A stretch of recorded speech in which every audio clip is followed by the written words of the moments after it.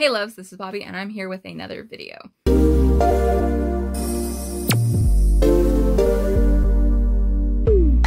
And this is going to be my 2020 wrap-up video. I'm going to talk about my Goodreads goal. Did I hit it? How many books did I end up reading?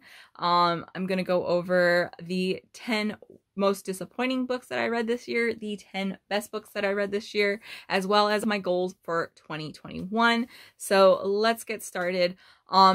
First off, for the Goodreads, my goal was 20 books. I usually only read about anywhere from 20 to 30 books a year, 50 if I'm really pushing it.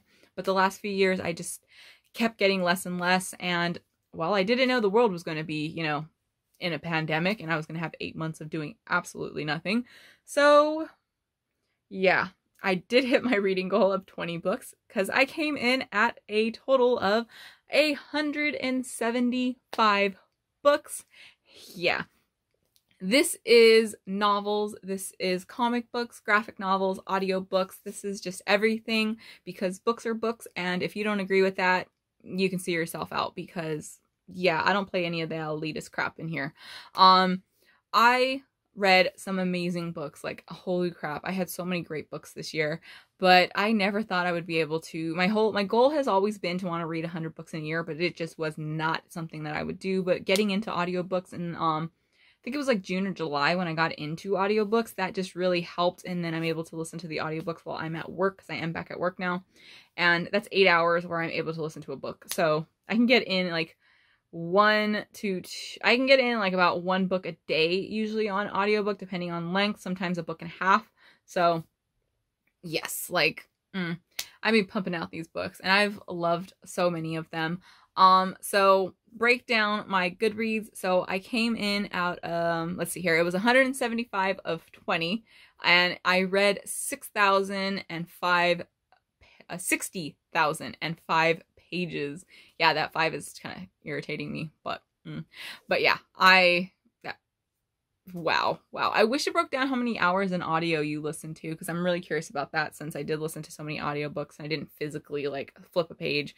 But yeah, it's a lot of reading. So yes, I will get into my goal for 2021 near the end. So let's go over the 10 most disappointing books.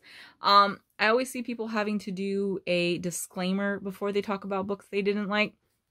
If you have an issue with someone talking about books they don't like, go ahead and leave now. I am not going to apologize for my views. These are just mine.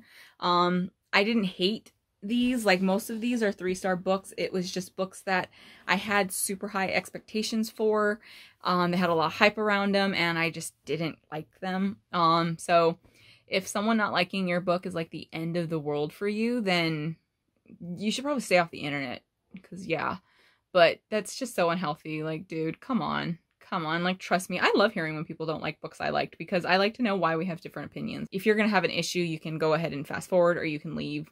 It affects me not, because I'm gonna talk about them. I'm just gonna go over them really quick. I'm not gonna get into detail because I don't want this video to be super long. I did film a most disappointing books video initially, but one of the last books I read to this year is the crowning achievement of most disappointing, so I had to re-add this book and I thought I would just throw it into this, and there we go. So let's get started. First, we're going to start off with the only DNF that I had of the year.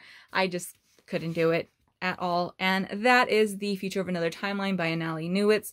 I was doing the audiobook for this. I can usually, even if I'm not enjoying a book, I can get through the audiobook. I could not do that with this book. This is a punk rock feminist time traveling queer book. It has everything I would like. Did not like it. We have 2 different point of views. I only liked one of them. The antagonists are this group of incel men that just want to change the past so that women never get the right to vote. You should hate them, but so cookie cutter that I didn't care. I couldn't read any more of it. Yeah, only DNF of the year, so it had its spot on this list. The next one is Serpent and Dove by Shelby Marin. Yes, I know this is a hugely popular book. I loved the magic in here.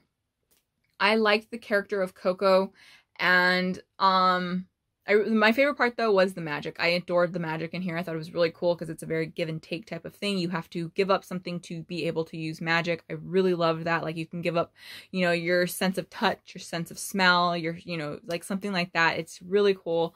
Mine was just the main romance. I absolutely hated the male love interest. He was awful through the entire book. Like, oh dear Lord, I hated him. And there was just a lot of little issues for me. I didn't care for the world building all that much. And the writing was just something about the writing just didn't click too well with me. So I do understand why this is a huge favorite for people. I say that if you like Sarah J. Maas, I definitely recommend this book to you. You'll probably really like it. For me though, it just really missed the mark. The next one really hurt because I was looking so forward to it and I had been dying to read it, and I finally read it and it just didn't work out right, and that is Red, White, and Royal Blue by Casey McQuiston. I really liked the romance in this one. I thought it was really cute and fun. It just felt like it was way too long. I think rom-coms really need to stop at about 300 pages. Anything longer than that, we kind of go in a circle. The plot goes nowhere. Also, I had a huge issue with one of the side characters. I did not like her.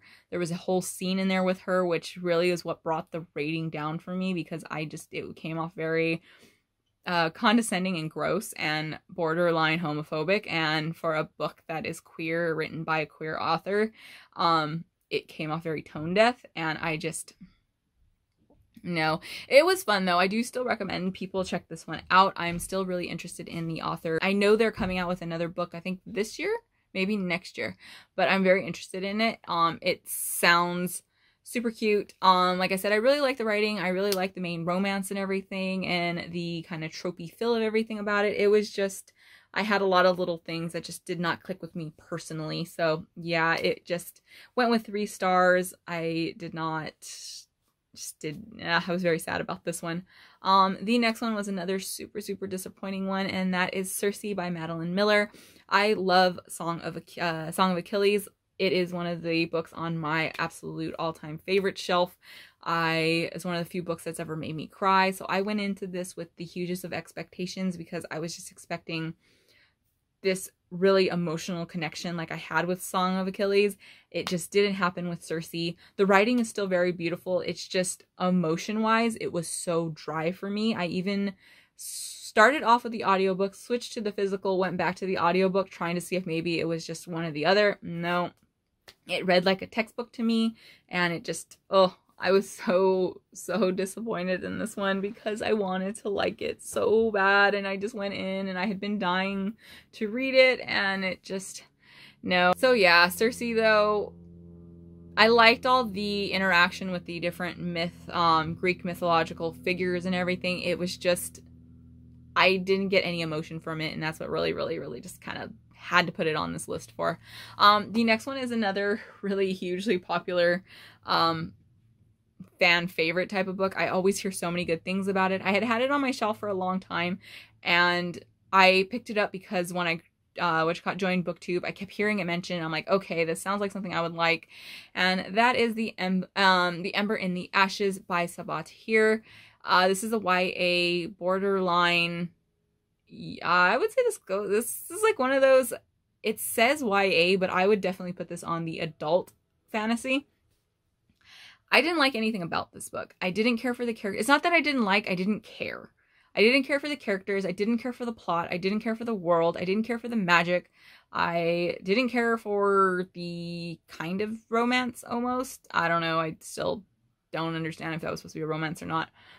But yeah, I just had a lot of issues with this, and it was like, and it was just, this has a huge trigger warning for body horror, torture, mentions of rape, threats of rape in every freaking chapter. That was one of my hugest issues, is that rape is threatened or mentioned every single chapter of this book. It was not needed, and it is a very, you're going to be raped because you are pretty type of thing, which is disgusting to me. So that was a huge thing for me. But yeah, I unhauled this one. I had the second book in the series as well, but I am not interested in finishing it or going on. I just, no. So now on to the books that I still own. but I'm unhauling all of these, except one of them. I'm not sure if I'm unhauling it yet.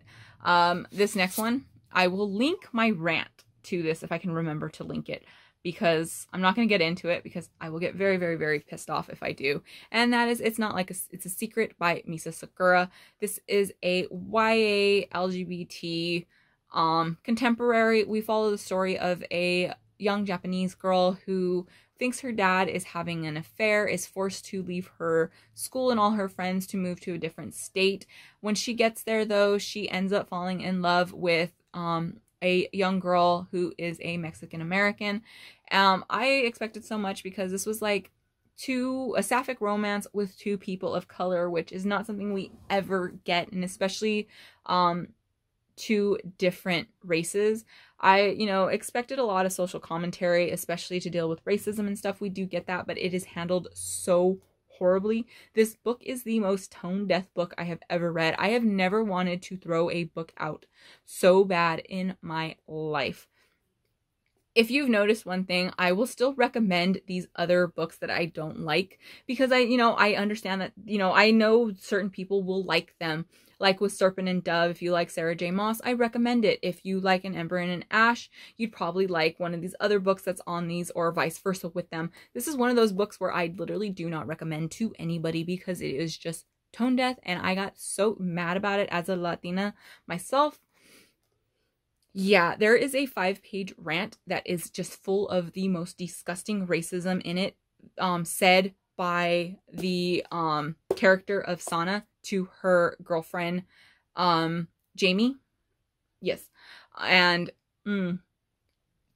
I would understand if, Sana was forced to reevaluate, really discover why these thoughts are horrible, and really have this huge kind of eye-opening moment about it. It is the most disgusting thing ever, and then it's pushed under the rug, and it's just forgiven because the author wanted these two characters to be together when they shouldn't have been. I'm sorry if you have that many disgusting thoughts to say about me and my race. Are you fucking kidding me? I'm not going to end up with you. So yeah, this book, this is the first time I've ever literally wanted to throw a book in the trash can because I hated it, but I will unhaul it, and it can be somebody else's problem. This next one is going to be super quick. Super, super quick. And that is The Glass Hotel by Emily St. John Mandel. I absolutely love Station 11. It was one of my favorite. Sorry, you can hear my dog playing with her toy in the background. This is one of my, Station 11 was one of my favorite books from last year. And, sorry. I loved that book. I was super excited to get into this one. I do not remember anything about it at all.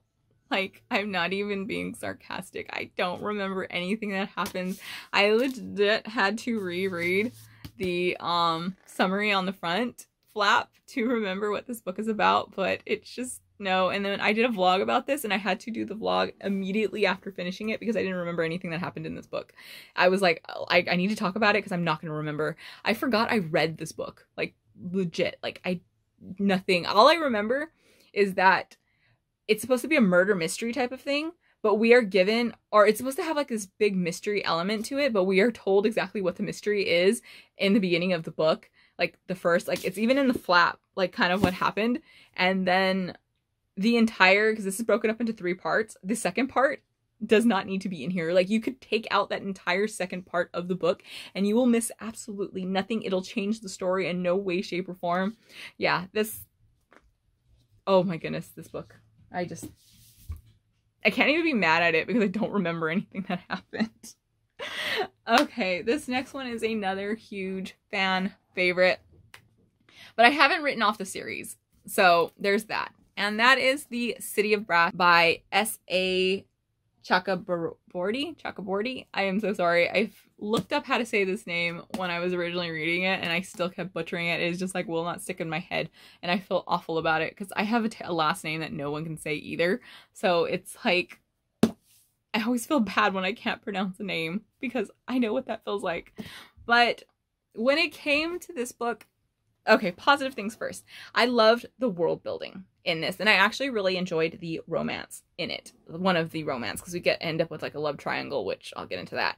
But like the main romance, I really enjoyed. I loved the world building. I loved the magic and everything about that. It was just amazing and fun. And that's what kept me really interested.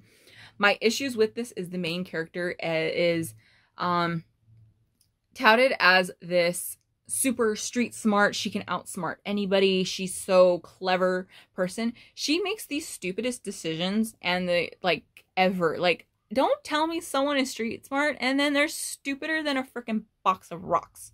Like, what the hell? Like, I was just like, I'm waiting for the street smarts to click in, because we get the street smarts in like the first 5 pages, and then after that it's just stupid decision after stupid decision. My other huge thing about this is that nothing in this book surprised me. I figured out everything. Like, I didn't even understand some of this was supposed to be a plot twist, because it's all clear as day. Like, I don't understand. Like, the whole ending, I was like, well, no shit. Like, when it's like the big ending reveal and like, oh, you know, you didn't see this coming. What are you talking about? I guess that from the damn beginning. Before I even read the book, I figured out what was going to be happening in here. There was just nothing surprising. Also, the other point of view in here, because we have Nahiri, and then I want to say the other guy's name is Ali, but I might be wrong and it doesn't tell you on there. So, Ali. I hated his character so much. He was annoying. There was nothing likable about him. I just... So yeah, I haven't written off the series. I am curious about the second book. It's not one that's high on my list. I might get it in this year. I might not. I'm not super invested or anything, but I'm still kind of curious, because like I said, I really enjoyed the world and I really enjoyed the magic. So I'm curious to see, maybe, because this is such a highly talked about series, I literally only hear good things about it, and I was just like, I legit thought I read the wrong book. Like, I'm not even being sarcastic. I thought I read the wrong freaking book, because I was like, wait, people keep talking about how surprising it was and they didn't see this coming, and I'm like, dude, I guess most of this book before I even started reading it. So I don't know, but like I said, I haven't written it off. I'm curious about getting back into it, and maybe the second book I'll like a little more, because I don't know how I feel about this. But this is one that if you enjoyed An Ember in the Ashes, you'll probably really like this, and vice versa. So know that, like, I can recommend this book and that book. Like, if you liked one or the other, you'll definitely like the other one. This next one, it's kind of hard to put it on this list, because it wasn't even that it was disappointing, because I don't think it needed to be written. And I had that stance as soon as I found out that this book was being written. Like, it didn't, I was just like, let's not. But I was going to pick it up because the first one is one of my all-time favorite books, and that is Ready Player 2 by Ernest Klein. This is the sequel to Ready Player 1. I love Ready Player 1. It is one of my favorite books. I've read it multiple times. I will probably read it multiple times more. It's just super fun. You know, 80s filled nostalgia, fanboy, you know, manifesto basically. And I like it. It's just a quick read for me. I liked the ending of Ready Player 1. I don't think it needed a sequel. It did not need this week's sequel, because I went with 3 stars with this, and it was, I think I went 2. I was at 3 and then I went down to 2 because I hated the ending. So the first 150 pages of this book didn't need to be written at all. It was terrible. We do not get into the actual plot of the story until 150 pages in, and this book is under 400 pages. Yeah, so what the hell, dude? Ernest Klein destroyed all of his characters in those 150 pages, and the damage was just done that when we finally got into the plot and, you know, reintroducing us into these characters, I was just fed up with all of them. There was some parts I really did enjoy when we get into the kind of tasks and everything like we do. This follows a lot like the first one, where we get the different, you know, tasks that have to be complete. Some of them are really fun, some are really boring. The final one that is touted as the most impossible one, that no one in this world has ever been able to finish it. It was over like that, and it was so freaking anticlimactic. Like, I even was like, wait, that's it? What? I even like, did some pages go missing? Because what? That, and then the ending. I hated the ending so much. The ending was stupid, and I was so damn pissed. Like, you don't understand. I was pissed because that ending just, it even affected the first book for me a little bit because what we find out about it. And I don't know what I'm going to do with this book. I don't know if I'm going to unhaul it or I might keep it for my shelf because I do like the way it looks, but I don't know about this. It didn't need to happen.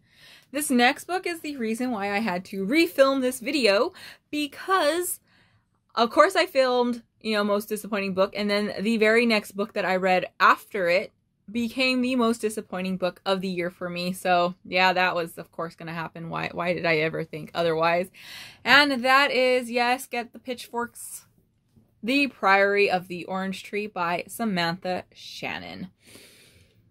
This book, the reason why it's like the most disappointing for me is because of how hyped up and how much I was dying to read it. Like personally, I was dying for this book. Everyone, it's a sapphic romance. We've got dragons, we've got multiple point of views, we've got an epic fantasy world, and it's a standalone. So I was like, holy crap, yes, yes, yes. I read it and I was like, no, no, no. I did not care for the sapphic romance at all. I liked one of the characters, Ede. I really loved her character, but the other half of the romance, I hated her so much because she was the most boring and frustrating character ever. Privileged brat is what she was. There was literally nothing else about her. She had no personality. She was a cardboard box filled with only terrible traits. The kind of magic in this was pretty good. I liked the world and I enjoy the character of Ede as well as Nikolai's. And I enjoyed the religion aspects of it, so it was really cool. But character-wise, this had some of the most boring goddamn characters ever. We have so many point of views, and only 2 of them did I care about in the Nikolai's. I only liked his because he was a terrible character, that terrible things kept happening to him, and it was just funny to me, and I don't think that was supposed to be the point.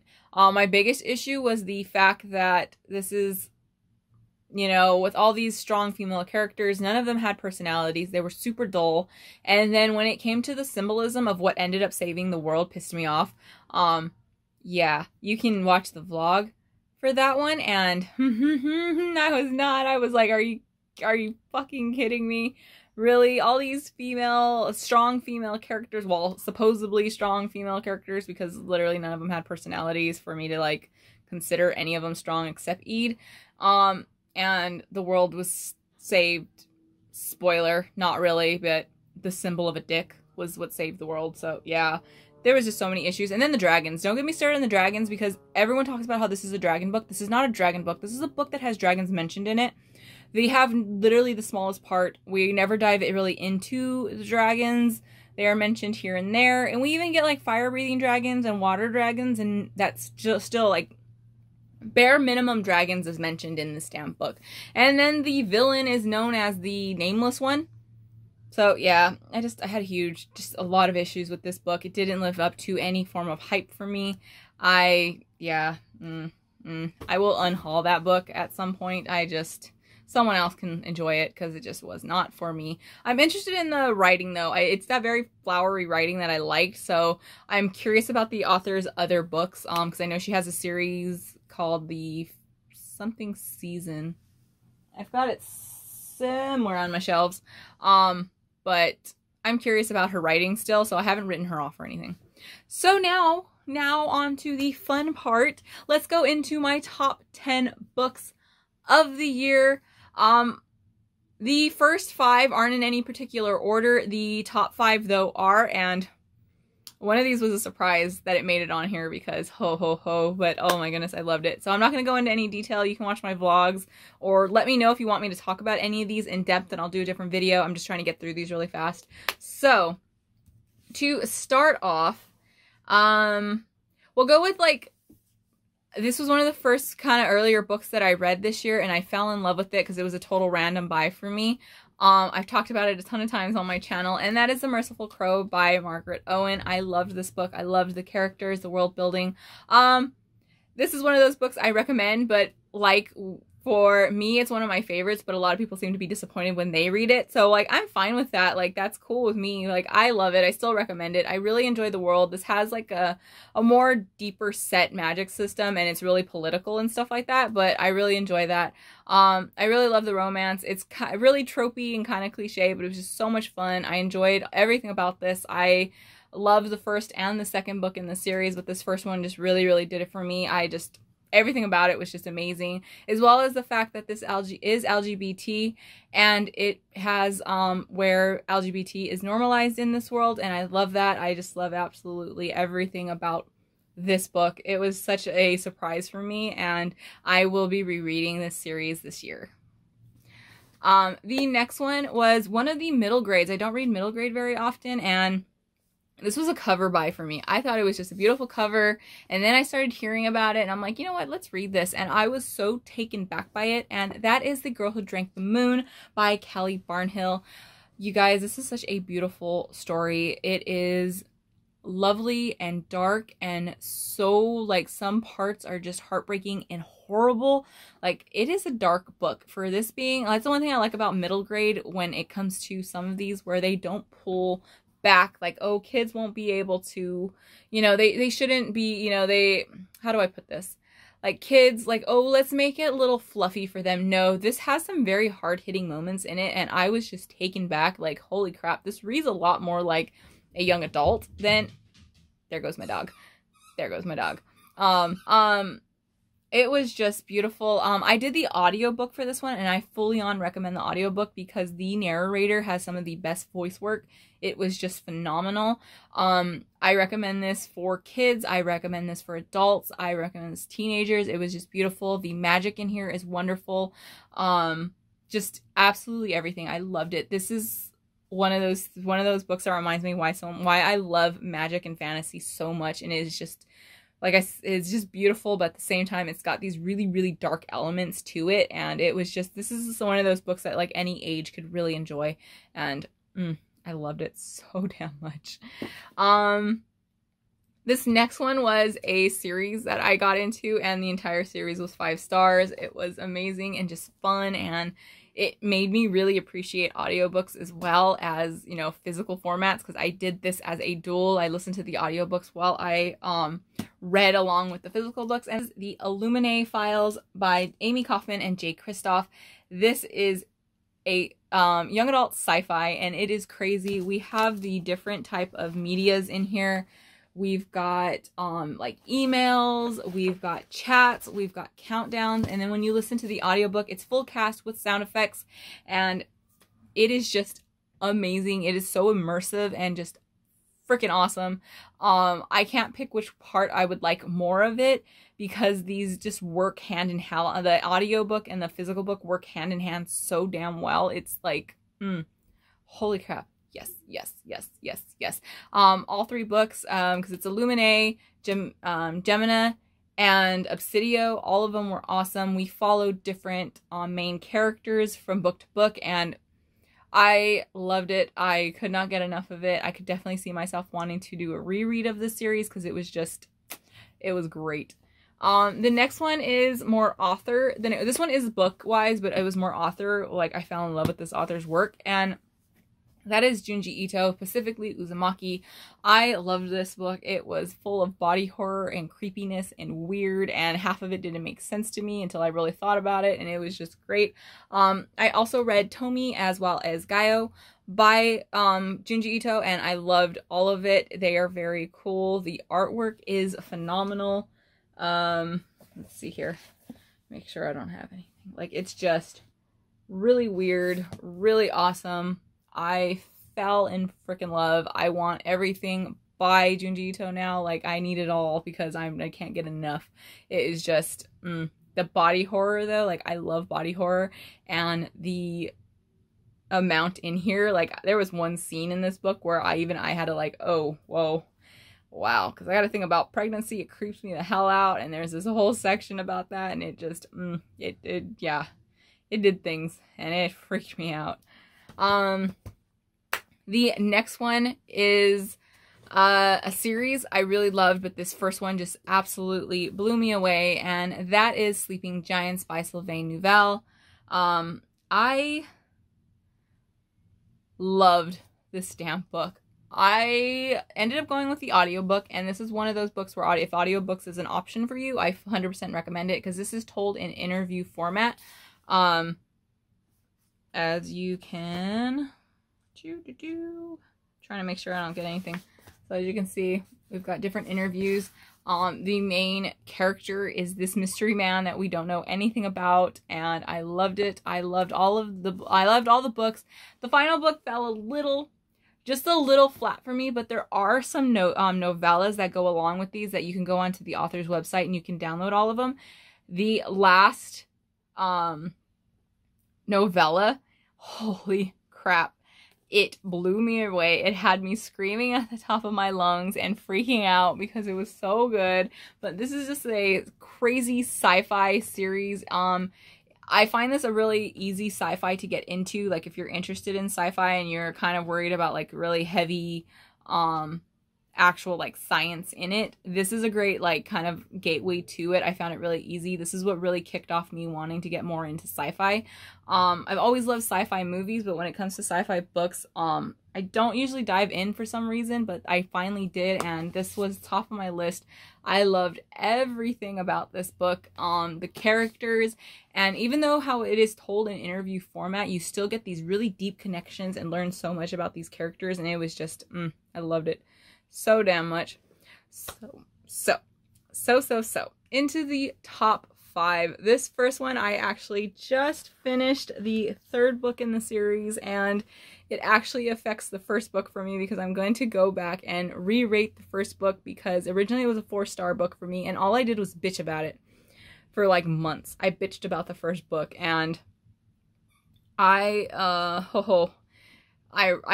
apologize for all of the bitching because holy crap. And that is the Nevernight Chronicles by J. Kristoff.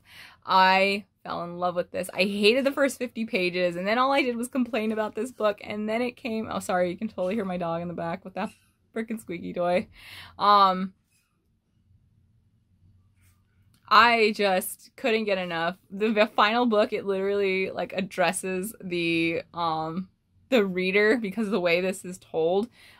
We've got footnotes and stuff, and all I did was bitch about the footnotes, and in the final book it tells you to go fuck yourself for bitching about them, and I cracked up and I appreciated it, and everything about this series kind of comes full circle. So it was just, I'm gonna go back and re-rate this book to 5 stars because everything makes sense, and I just loved it. I recommend this. I can't get enough. I definitely see myself wanting to do a reread of it. I did the audiobooks for the whole series, and I really enjoyed the audiobooks. I do recommend them if audiobooks are an option for you, but it was just really awesome.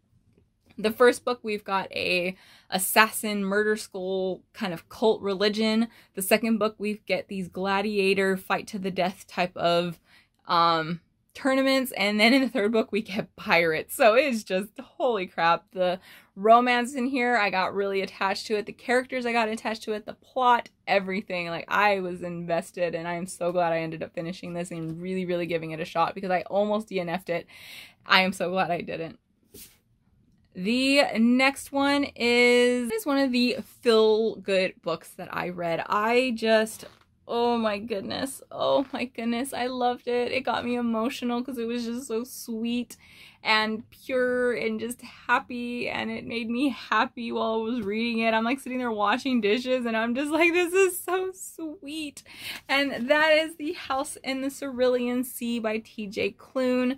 I loved everything about this. The writing is beautiful. I loved the romance. I loved the found family. I loved the fantasy.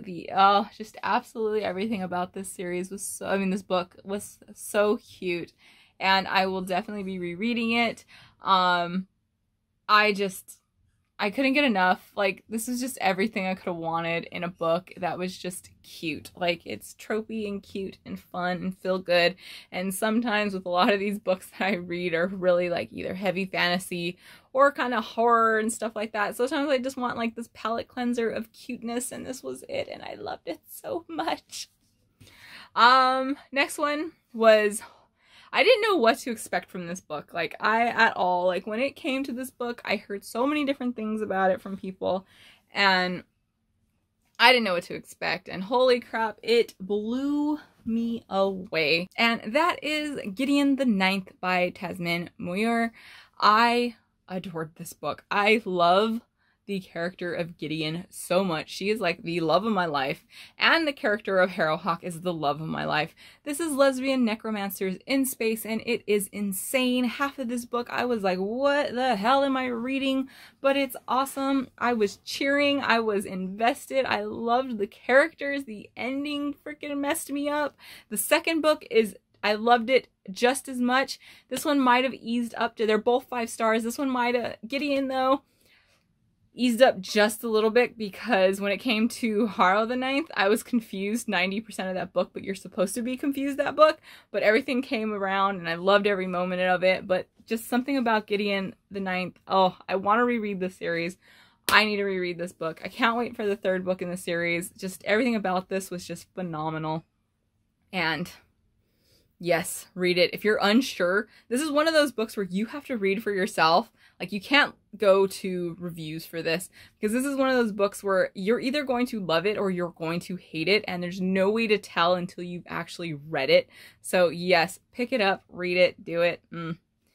This next one, I keep switching these for favorite, and I think I'm gonna settle on this, and I almost went for this as my favorite read of the year, but I think the other one might edge out. So in the number 2 spot is going to be The Final Empire by Brandon Sanderson, as well as Brandon Sanderson as a whole, because I have read 5 or 6 books, I think, now by him, and I loved every single one. All of his books have been 5 stars for me. But when it comes to The Final Empire, this book blew me away. As you can see, all the lovely tabby tabs. I could not get enough. I finished this book basically in one sitting, and it is not a short book.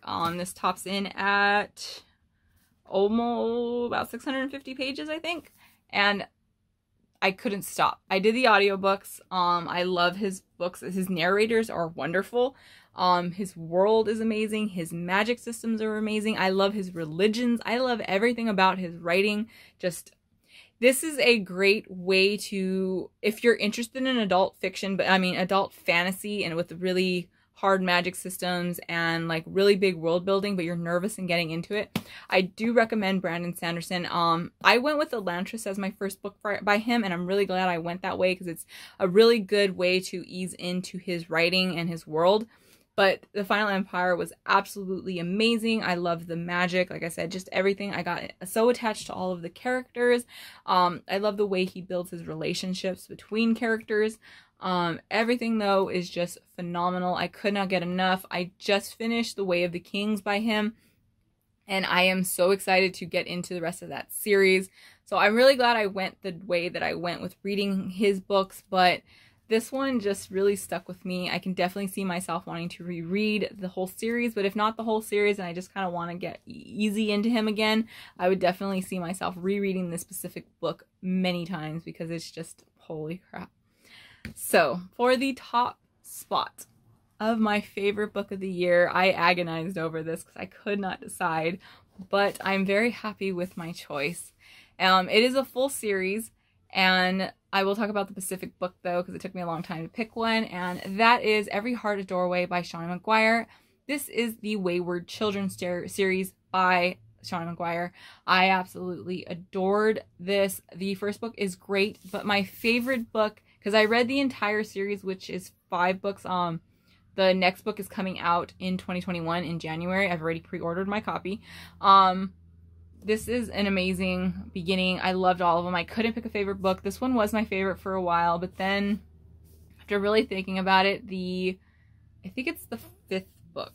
The 4th book actually ended up coming as my favorite, and that is In an Absent Dream.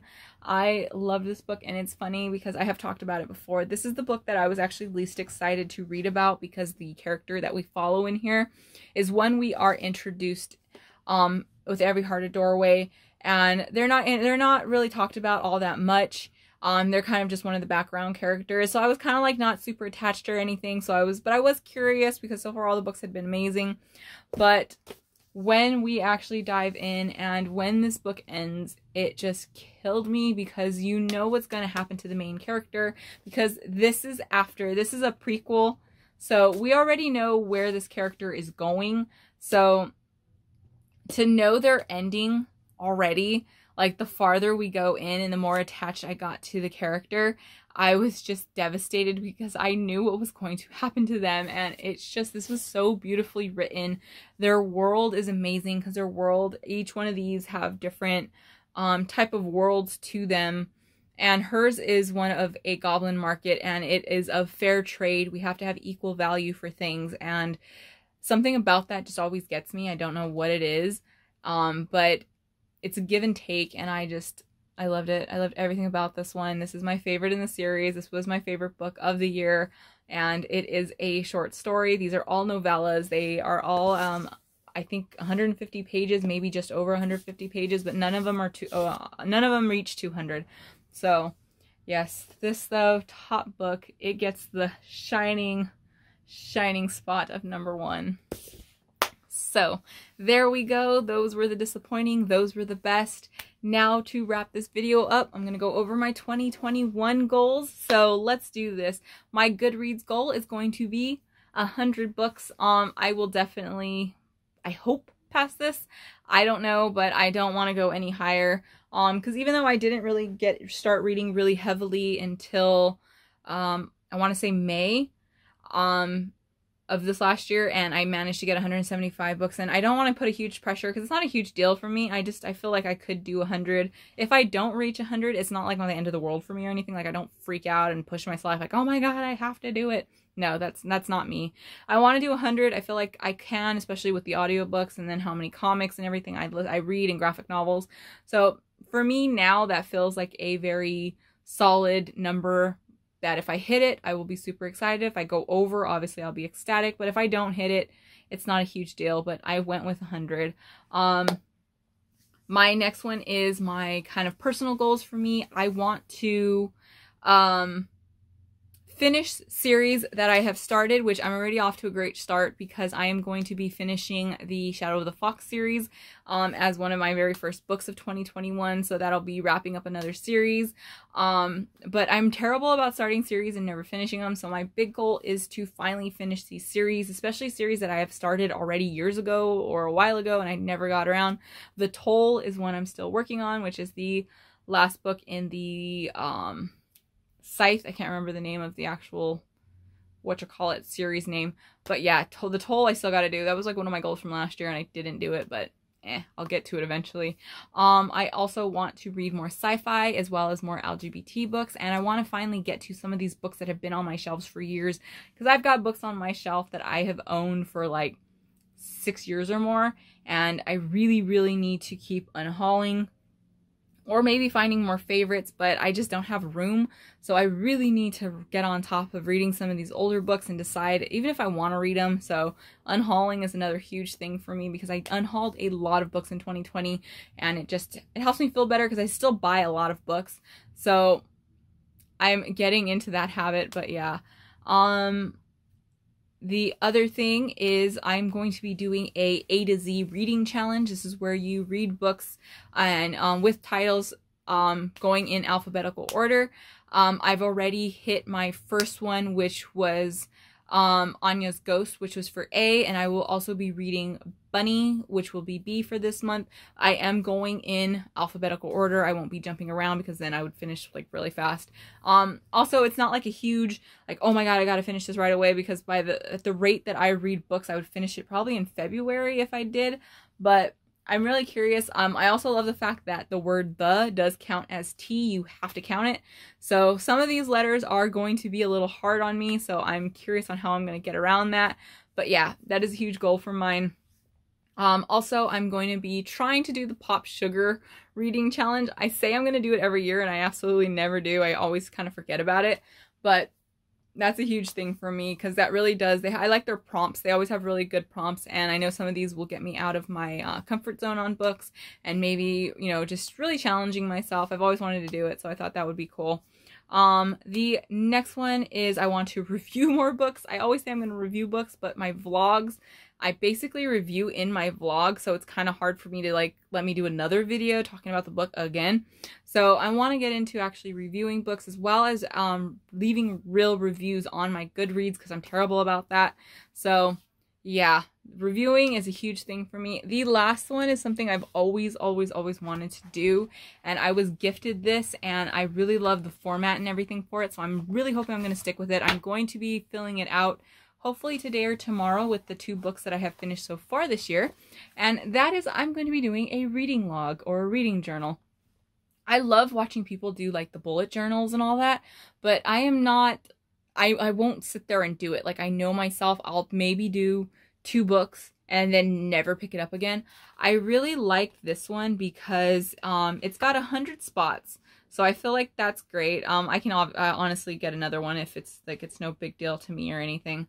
But the way they are, the thing is formatted is, we've got what version you read it as, and it does include audiobooks, which is super appreciated. For the title, the dates started, finished, the source, if I bought it or if I got it from a library, who I got it from. You've got author, the dates and all that, subjects. We've got inspiration tree, which is why I read it. It inspired me to. Who would I recommend this to? My rating system. I really like the rating because it has a rating for plot, character, ease of reading, and then overall how I feel about it. That's something I really need to stick to, because I am terrible about how am I going to rate a book. Like, I'm a super easy rater, but I would like to get more critical about my rating, as well as your actual review and any quotes that you like. I really like this setup. It's definitely something that can help me organize my thoughts and help me review a book. So I am really excited for this. I got this as a gift in one of my book swaps, so I'm super excited for it. Like, you have no idea how excited I am for this. I'm going to get in my first 2 books. I have to fill them out. So there we go. That was my year roundup. I hope you liked this. I would love to know any books that you really didn't like this year, if there's any that you really loved.